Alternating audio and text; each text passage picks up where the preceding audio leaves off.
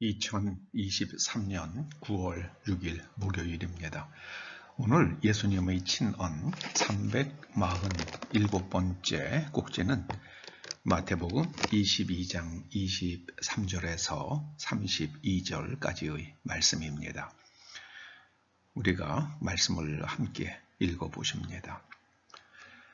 부활이 없다 하는 사두개인들이 그날 예수께 와서 물어 가로되 선생님이여, 모세가 일렀으되 사람이 만일 자식이 없이 죽으면 그 동생이 그 아내에게 장가들어 형을 위하여 상속자를 세울지니라 하였나이다. 우리 중에 7형제가 있었는데 마지가 장가들었다가 죽어 상속자가 없으므로 그 아내를 동생에게 물려주고 그 둘째와 셋째로 일곱째까지 그렇게 하다가 최후에 그 여자도 죽었나이다. 그런즉 그들이 다 그를 취하였으니 부활 때에 일곱 중의 누구의 아내가 되리까? 예수께서 대답하여 이르시되 너희가 성경도 하나님의 능력도 알지 못하는 고로 오해하였도다. 부활 때에는 장가도 아니가고 시집도 아니가고 하늘에 있는 천사들과 같으니라. 죽은 자의 부활을 논할진대 하나님이 너희에게 말씀하신 바 나는 아브라함의 하나님이요 이삭의 하나님이요 야곱의 하나님이로라 하신 것을 읽어보지 못하였느냐? 하나님은 죽은 자의 하나님이 아니요 살아있는 자의 하나님이시니라 하시니 무리가 듣고 그의 가르치심에 놀라더라. 아멘. 사두개인들은 부활이 없다고 생각했습니다. 이유는 모세오경에 그런 말씀이 없었기 때문입니다. 사두개인들은 모세오경을 문자적으로 삶에서 적용하려고 노력하는 사람들이었습니다. 사두개인들이 아주 교묘한 케이스를 만들어서 예수님을 지금 이제 곤란하게 만들려고 질문을 드린 겁니다. 7형제가 있었는데 마지가 결혼했는데 죽었습니다. 모세의 율법에 따르면 그가 상속자, 곧 자식이 없이 죽었으니 그 아내를 둘째가 물려받았습니다. 또 둘째도 죽었습니다. 셋째가 물려받았습니다. 셋째도 죽었습니다. 그래서 일곱째까지 그렇게 하다가 결국 그 여자도 죽었습니다. 자, 예수님께서는 부활이 있다고 말씀하시는데 그렇다고 그러면은 부활했을 때 이 여자는 누구의 아내입니까? 이건 아주 교활한 질문입니다. 이 질문에 대해서 예수님께서 이렇게 말씀하십니다. 너희들이 죽은 사람의 부활에 대하여 말한다마는 하나님께서 너희에게 말씀하신 바, 곧 모세오경에 기록하신 바, 나는 아브라함의 하나님이요 이삭의 하나님이요 야곱의 하나님이라 하신 것을 너희가 읽어보지 않았느냐? 하나님께서 이제 광야의 떨기나무에서 모세에게 나타나셨을 때 이렇게 말씀하셨죠. 나는 아브라함의 하나님이요 이삭의 하나님이요 야곱의 하나님이로라. 하나님께서 그렇게 말씀하셨는데 그건 무슨 뜻이냐? 예수님께서 너희들은 그걸 어떻게 해석하느냐? 이렇게 반문하시는 겁니다. 예수님 말씀 속에 그런 반문이 함축되어 있습니다. 그러면서 예수님께서 그들에게 그 말씀의 본질을 가르쳐 주십니다. 아브라함의 하나님이요 이삭의 하나님이요 야곱의 하나님이라 하시는 말씀은 아브라함이 살아있을 때에 동행하던 하나님이시요. 이삭이 살아있을 때에 동행하던 하나님이시요. 야곱이 살아있을 때에 야곱이 동행하던 하나님이시다. 그러므로 너희가 살아있을 때에 너희도 아브라함의 하나님, 이삭의 하나님, 야곱의 하나님과 동행하라. 그 말씀을 하시는 겁니다. 여러분, 우리가 하나님과 동행하는 것을 구체적으로 노아의 교훈을 통해서 구체적으로 깨달을 수 있습니다. 노아에 대해서 창세기 6장에 말씀하는 것은 세 가지입니다. 노아는 은혜를 입었다고 그랬는데요. 그 은혜를 입었다는 게 그 히브리 말을 직역하면은요, 하나님의 눈에서 은혜를 발견하는 사람이었다, 그런 뜻입니다. 세상을 살아가면서 세상이 나에게 은혜를 주고 있는가, 아니면은 세상에 대하여 원망하며 세상을 저주하는가.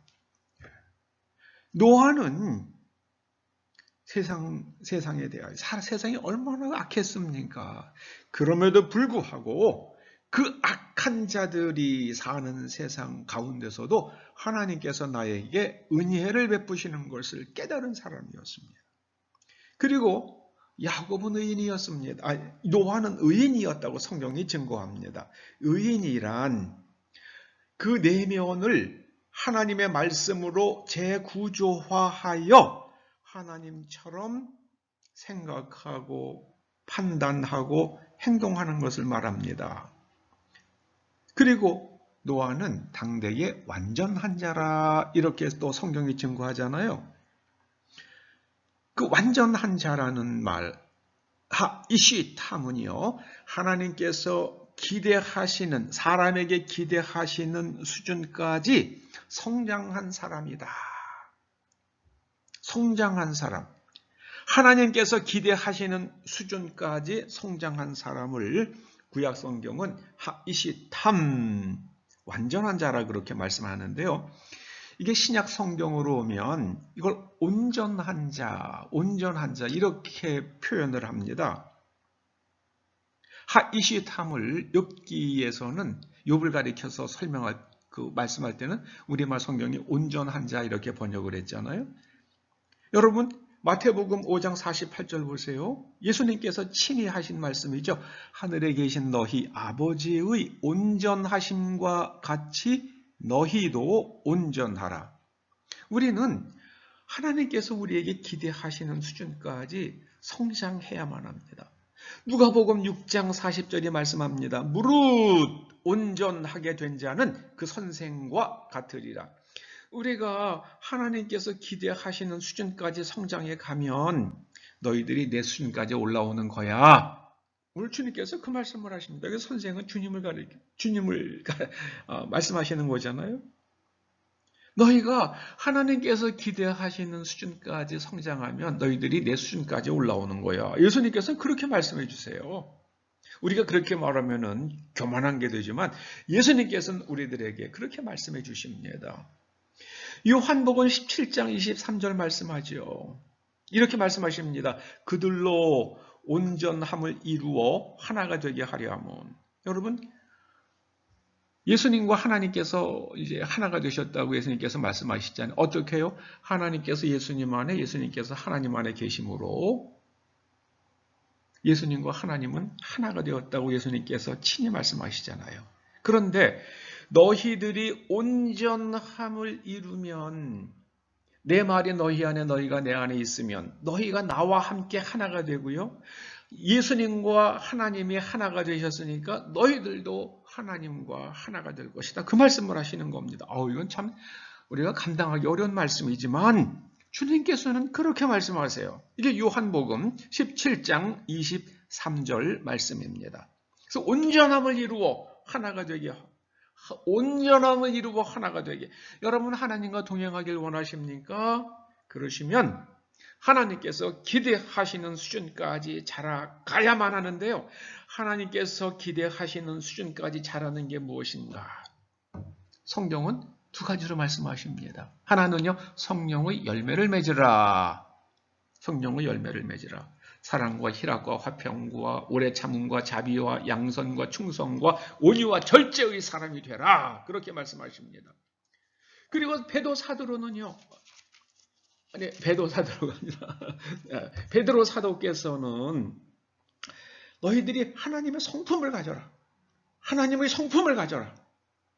베드로후서 4장 말씀 1장 말씀이죠. 4절에요. 신성한 성품, 하나님의 성품이에요. 신성한 성품에 참여하는 하나님의 성품을 나누어 가지는 사람이 되라.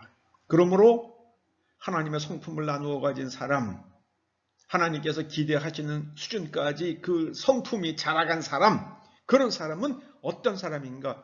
믿음과 덕과 지식과 절제와 인내와 경건과 형제 우애와 사랑이 있는 사람이다. 그렇게 말씀하십니다. 여러분, 온전함을 이루어 가시기를 주의 이름으로 축원합니다. 고린도후서 13장 9절에서 사도 바울을 통해 하나님께서 우리들에게 말씀해 주세요. 이 모든 복음은 너희가 온전하게 되는 것, 그것이 복음의 궁극적 지향점이다. 이렇게 말씀하십니다.